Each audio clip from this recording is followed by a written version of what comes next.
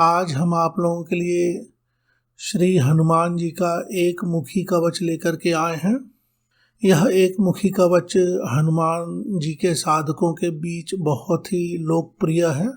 बहुत से लोगों को इसके बारे में पता है। बहुत सारे लोग इस कवच का पाठ आदि भी करते हैं। इस वीडियो में हमने कवच के प्रारंभ से फलश्रुति के पहले तक का भाग रखा है। फलश्रुति का भाग वीडियो के दूसरे भाग में दिया गया है, क्योंकि फलश्रुति में कुछ गुप्त रहस्य आदि छुपे होते हैं, तो उनके अर्थ में भी बहुत से लोगों की रुचि होती है, जानने और समझने की उत्कंठा होती है। तो फलश्रुति अलग से द्वितीय भाग में है, अर्थों के साथ, गुप्त रहस्यों के साथ। इस कवच में भी कुछ ऐसे शब्द हैं जिनका सही उच्चारण करना अति आवश्यक है, नहीं तो कवच की भावना परिवर्तित हो सकती है। तो उस स्थान पर मैं उन शब्दों के अर्थ स्पष्ट कर दूंगा। अतः कवच को पूरी तरह से जानने के लिए आप इससे संबंधित वीडियो के दोनों भागों को देखें। श्री एकमुखी हनुमत कवचम। ओम गणेशाय नमः। मनोजवं मारुततुल्यवेगं जितेन्द्रियं बुद्धिमतां वरिष्ठं वातात्मजं वानरयूथमुख्यं श्रीरामदूतं शरणं प्रपद्ये। श्रीरामदूतं शिरसा नमामि। कहीं कहीं ये शब्द आता है। श्री हनुमते नमः। एकदा सुखम आसीनं शंकरं लोकशंकरं पप्रच्छ गिरिजाकान्तं कर्पूरधवलं शिवं। श्रीपार्वत्युवाच भगवन् देवदेवेश लोकनाथ जगद्गुरो शोकाकुलानां लोकानां केन रक्षा भवेद् ध्रुवम्। संग्रामे संकटे घोरे भूत प्रेत आदि के भय दुःखदावाग्नि संतप्त चेतसां दुःख भागिनाम्। ईश्वर उवाच शृणु देवी प्रवक्ष्यामि लोकानां हितकाम्यया विभीषणाय रामेण प्रेम्णा दत्तं च यत् पुरा कवचं कपीनाथस्य वायुपुत्रस्य धीमतः गुह्यं ते संप्रवक्ष्यामि विशेषात् शृणु सुन्दरी। विनियोगः। ओम अस्य श्री हनुमत कवच स्तोत्र मंत्रस्य श्रीरामचंद्र ऋषिः अनुष्टुप छन्दः। श्री महावीरो हनुमान देवता मारुतात्मज इति बीजम्। ओम अंजनी सूनुरिति शक्तिः। ओम ह्रैं ह्रां ह्रौं इति कवचम्। स्वाहा इति कीलकं। लक्ष्मण प्राणदाता इति बीजम्।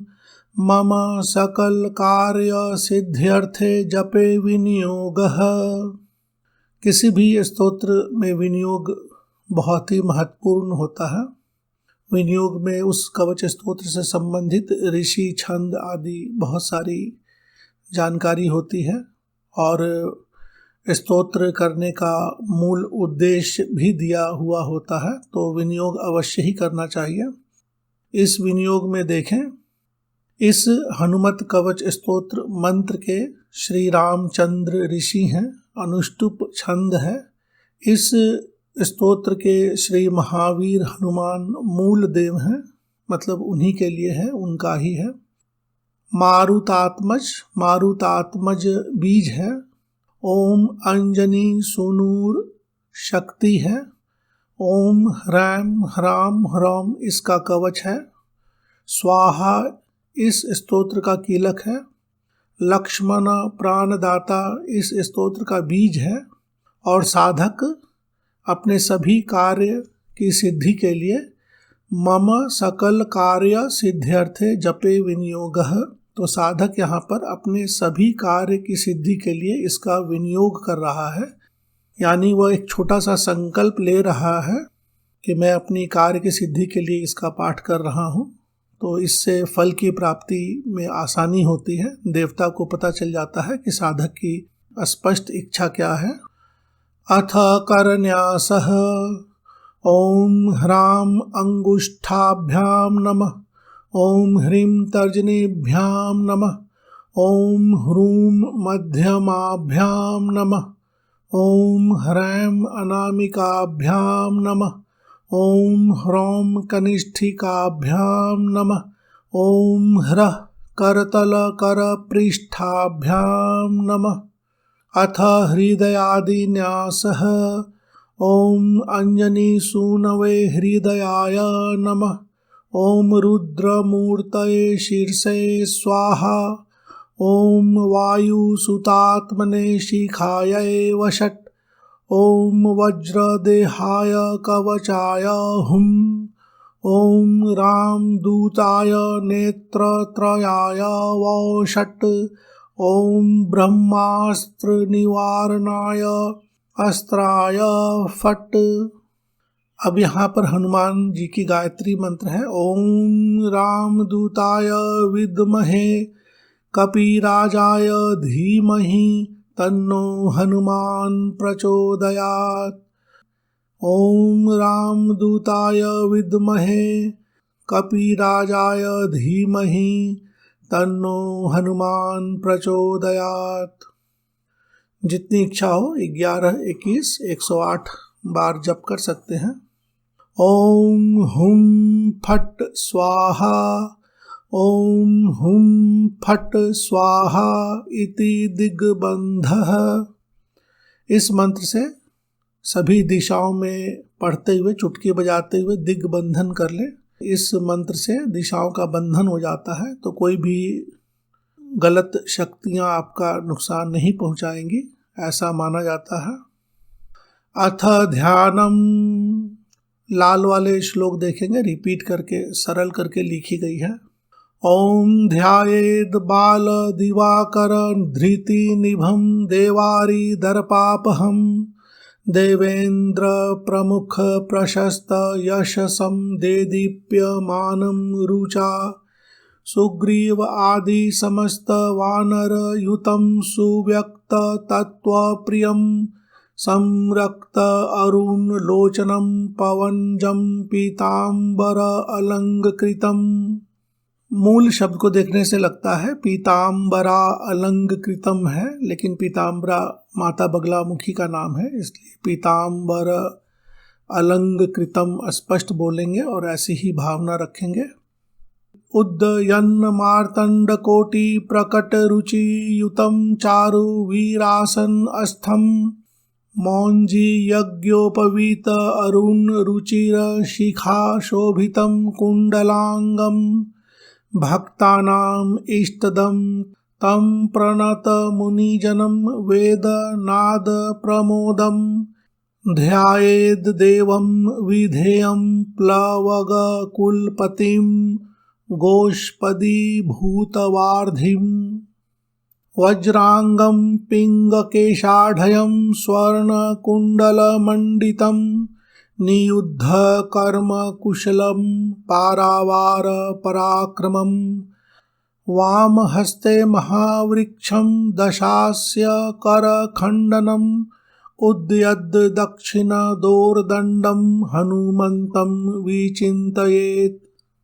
अस्फटिकाभं स्वर्णकान्ति द्विभुजं च कृताञ्जलिं, कुण्डलद्वय संशोभी मुखाम्भोजं हरिं भजेत्, उद्यद् आदित्य संकाशं उदार भुज विक्रमं, कंदर्पकोटिलावण्यं सर्वविद्या विशारदम्।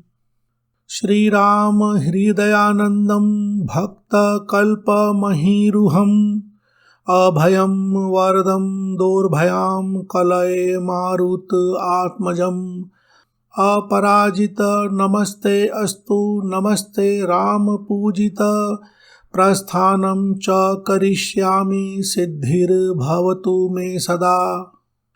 यो वारां निधिमल्पपल्वलमिवोल्लङ्घय प्रतापान्वितो वैदेही घनशोकतापहरणो वैकुण्ठतत्त्वप्रियः अक्षाद्य अर्चित राक्षसेश्वर महादर्पापहारिरणे सोऽयं वानरपुङ्गवोऽवतु सदायुष्मान् समीरात्मजः वज्राङ्गं पिङ्गकेशं कनकमयलसत्कुण्डलाक्रान्तगण्डं नानाविद्याधिनाथं करतलविधृतं पूर्णकुम्भं दृढं च भक्ताभीष्टाधिकारं विदधति च सदा सर्वदा सुप्रसन्नं त्रैलोक्यत्राणकारं सकलभुवनगं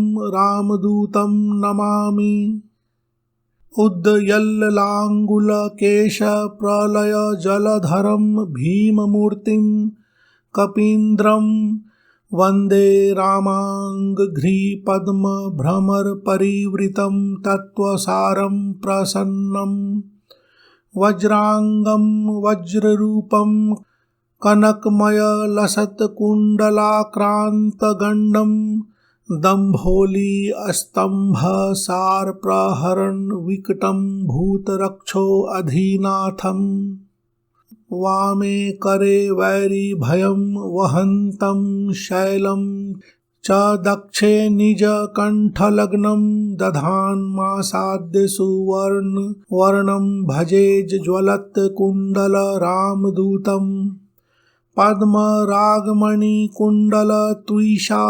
पाटलीकृतकपोलमण्डलं दिव्यगेह कदलीवनान्तरे भावयामि पवमाननन्दनम् ॐ हनुमते नमः इति ध्यानम् ईश्वर उवाच इति वदति विशेषाद् राघवो राक्षसेन्द्रं प्रमुदितवरचित्तो रावणस्यानुजोः रघुवरवरदूतं पूजयामास भूयः स्तुतिभिर्कृतार्थः स्वं परं मन्यमानः वन्दे विद्युद्वलय सुभग स्वर्णयज्ञोपवीतं कर्णद्वन्द्वे कनकरुचिरे कुण्डले धारयन्तम् उच्चैर्हृष्यद् द्युमणिकिरण श्रेणी संभावितांगं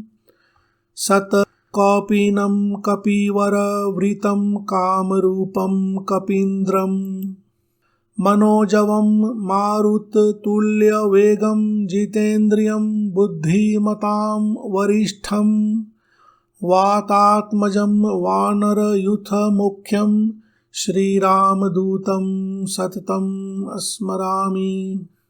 वातात्मजम, वात के आत्मज, वात यानी वायु, आत्मज यानी पुत्र, तो वातात्मजम वायुपुत्र के लिए है। हृदयादिन्यासः ओम नमो भगवते हृदयाय नमः। ओम आंजनेयाय शीर्षे स्वाहा। ओम रुद्रमूर्तये शिखायै वषट्। ओम रामदूताय कवचाय हुम्। ओम हनुमते नेत्रत्रयाय वषट्। ओम अग्निगर्भाय अस्त्राय फट्। करन्यासः ओम नमो भगवते अंगुष्ठाभ्यां नमः। ओम आंजनेयाय तर्जनीभ्यां नमः। ओम रुद्रमूर्तये मध्यमाभ्यां नमः। ओम वायुसूनवे अनामिकाभ्यां नमः। ओम हनुमते कनिष्ठिकाभ्यां नमः। ओम अग्निगर्भाय करतलकरपृष्ठाभ्यां नमः। अथ मंत्र उच्यते। ओम ऐं ह्रीं श्रीं ह्रां ह्रीं ह्रूं ह्रैं ह्रौं ह्रः। ओम ह्रीं ह्रौं ओम नमो भगवते महाबल पराक्रमाय भूत प्रेत पिशाच शाकिनी डाकिनी यक्षिनी पूतनामारी महामारी भैरव यक्ष वेताल राक्षस ग्रह राक्षस आदिकम छनेन हन हन भंजय भंजय मारय मारय शिक्षय शिक्षय महामाहेश्वर रुद्रावतार हुम फट स्वाहा। ओम नमो भगवते हनुमदाख्याय रुद्राय सर्वदुष्ट जनमुख स्तंभनं कुरु कुरु ह्रां ह्रीं ह्रूं ठं ठं ठं फट स्वाहा। ओम नमो भगवते अंजनी गर्भ संभूताय राम लक्ष्मणानंदकराय कपि सैन्य प्रकाशनाय पर्वतोत्पाटनाय या पर्वत उत्पाटनाय उत्पाटन उखाड़ना सुग्रीव साधकाय रणोच्चाटनाय कुमार ब्रह्मचारिणे गंभीर शब्दोदयाय ओम ह्रां ह्रीं ह्रूं सर्वदुष्ट निवारणाय स्वाहा।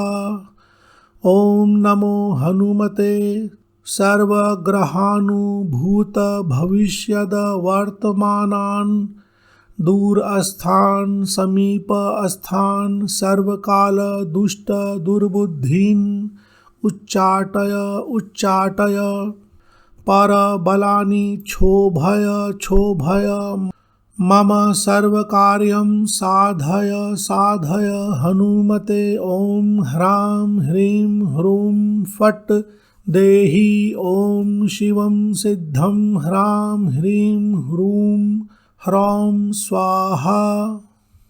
ओम नमो हनुमते परकृतान दूसरे के द्वारा किया गया कोई भी गलत प्रयोग कृत्या आदि। ओम नमो हनुमते परकृतान तंत्र मंत्र पर अहंकार दूसरे का अहंकार शत्रु का अहंकार पर अहंकार परा नहीं बोलना है परा यानी पराशक्तियों का हो जाएगा। पर अहंकार भूत प्रेत पिशाच पर दृष्टि सर्वविघ्न दुर्जन चेटक विधान सर्वग्रहान निवारय निवारय वध वध पच पच दल दल किल किल कुयंत्राणी यानी गलत प्रकार के यंत्र आदि के लिए केवल सभी यंत्रों के लिए नहीं सर्व कुयंत्राणि दुष्टवाचं फट् स्वाहा। ओम नमो हनुमते पाहि पाहि एहि एहि एहि सर्वग्रह भूतानां शाकिनी डाकिनीनां विषं दुष्टानां सर्वविषयान् आकर्षय आकर्षय मर्दय मर्दय भेदय भेदय मृत्युम उत्पाटय उत्पाटय मृत्यु दोष को दूर करने के लिए हटाने के लिए शोषय शोषय ज्वल ज्वल प्रज्वल प्रज्वल भूतमंडलम प्रेतमंडलम पिशाचमंडलम निराशय निराशय भूतज्वर प्रेतज्वर चातुर्थिक ज्वर विषम ज्वर माहेश्वर ज्वरान् छिन्धि छिन्धि भिन्धि भिन्धि अक्षिशूल वक्षःशूल शरोभ्यन्तरशूल गुल्मशूल पित्तशूल ब्रह्मराक्षसकुल परकुल नागकुल विषम नाशय नाशय। यहाँ पर देखें ब्रह्म राक्षस के सारे कुल दूसरों के कुल नाग कुल सभी के नाश के लिए और सभी के विष आदि का निवारण के लिए मंत्र है। तो इस तरह के शब्द इन सभी योनियों को उद्वेलित कर देगा, ध्यान रखें, उन्हें एक्टिव कर देगा, क्योंकि हम उनके कुल का नाश के लिए यहाँ मंत्र में पाठ कर रहे हैं। ब्रह्म राक्षस कुल पर कुल नाग कुल विषम नाशय नाशय निर्विषम कुरु कुरु फट स्वाहा। ओम ह्रीं सर्व दुष्ट ग्रहान् निवारय फट स्वाहा। ओम नमो हनुमते पवनपुत्राय वैश्वानर मुखाय हन हन पाप दृष्टिं षण्ढ दृष्टिं हन हन हनुमद आज्ञया स्फुर स्फुर फट स्वाहा। फिर यहाँ से कवच का अलग से भाग है। श्री राम उवाच हनुमान पूर्वतः पातु दक्षिणे पवन आत्मज प्रतीच्यां पातु रक्षोघ्न उत्तरस्याम् अवधिपारगः उदीच्याम् ऊर्ध्वगः पातु केसरी प्रियनन्दन अधश्च विष्णुभक्तस्तु पातु मध्ये च पावनी अवान्तर दिशः पातु सीता शोक विनाशन लंका विदाहकः पातु सर्वापद भयो निरन्तरम् सुग्रीव सचिवः पातु मस्तकं वायुनन्दन भालं पातु महावीरो भ्रुवोर्मध्ये निरन्तरम् नेत्रे छाया अपहारी च पातु नः प्लवगेश्वर कपोल कर्णमूले तु पातु श्रीराम किंकर पातु श्रीराम किंकर नासाग्रे अंजनी सूनुर्वक्त्रं पातु हरीश्वरः वाचं रुद्रप्रियः पातु जिह्वां पिङ्गललोचनः पातु दन्तान् फाल्गुनेष्टश्चिबुकं दैत्यप्राणहृत् पातु दन्तान् फाल्गुनेष्टश्चिबुकं दैत्यप्राणहृत् या ओष्ठं रामप्रियः पातु चिबुकं दैत्यकोटिहृत्। अलग किताबों में अलग श्लोक भी मिलता है। पातु कंठं च दैत्यारिः स्कंधौ पातु सुरार्चितः भुजौ पातु महातेजाः करोतु चरणायुधः नखान् नखायुधः पातु कुक्षिं पातु कपीश्वरः वक्षो मुद्रापहारी च पातु पार्श्वे भुजायुधः। यहाँ पर श्री हनुमान जी अपने चरण नख भुजा आदि को शत्रु का नाश करने के लिए आयुध के रूप में प्रयोग करते हैं, इसलिए यह सारे शब्द हैं। चरण आयुध नख आयुध भुजा आयुध भुजौ पातु महातेजाः करोतु चरणायुध नखान् नखायुध पातु कुक्षिं पातु कपीश्वर वक्षो मुद्रापहारी च पातु पार्श्वे भुजायुध लंका विभंजन पातु पृष्ठदेशे निरन्तरम् नाभिं च रामदूतस्तु कटिं पात्व अनिल आत्मज या नाभिं च रामदूतः तु कटिं पातु अनिल आत्मज। अनिल यानी वायु, अनल यानी अग्नि, तो वायुपुत्र अनिल आत्मज। गुह्यं पातु महाप्राज्ञः श्रीकिणी च शिवप्रियः उरु च जानुनी पातु लंका प्रासाद भंजन जंघे पातु महाबाहुर्गुल्फौ पातु महाबलः अचलोद्धारकः पातु पादौ भास्कर सन्निभः पादान्ते सर्वसत्त्वाढयः पातु पादाङ्गुलिस्तथा सर्वांगानि महावीरः पातु रोमाणि च आत्मवान्। फलश्रुति। इसके बाद फलश्रुति का भाग प्रारंभ होता है, जिसमें स्तोत्र आदि से संबंधित बहुत सारी जानकारी दी हुई होती है। तो उसे भी पूर्ण रूप से जानने के लिए वीडियो का द्वितीय भाग भी अवश्य देखें। देवताओं के इस तरह के कवच आदि काफ़ी उग्र माने जाते हैं, काफ़ी प्रभावशाली भी होते हैं। जहाँ पे शाकनी डाकनी राक्षस आदि नाग आदि सभी के कुल का नाश करने के लिए कहा जाता है। उनके हन हन यानी उन्हें मारने के लिए मारे उत्पाटे मतलब मारे उखाड़े पीटे तो इस तरह के शब्द काफ़ी उग्र बनाते हैं स्तोत्र को। उग्र कवच की आवश्यकता अगर नहीं हो तो थोड़े सौम्य स्तोत्र या सौम्य मंत्र आदि से भी साधक अपने सारे कार्य सिद्ध कर सकता है। अतः इसका ध्यान रखना भी अति आवश्यक है, नहीं तो जाने अनजाने सभी ब्रह्म राक्षस आदि से वैर लेना उचित भी नहीं होता है। धन्यवाद।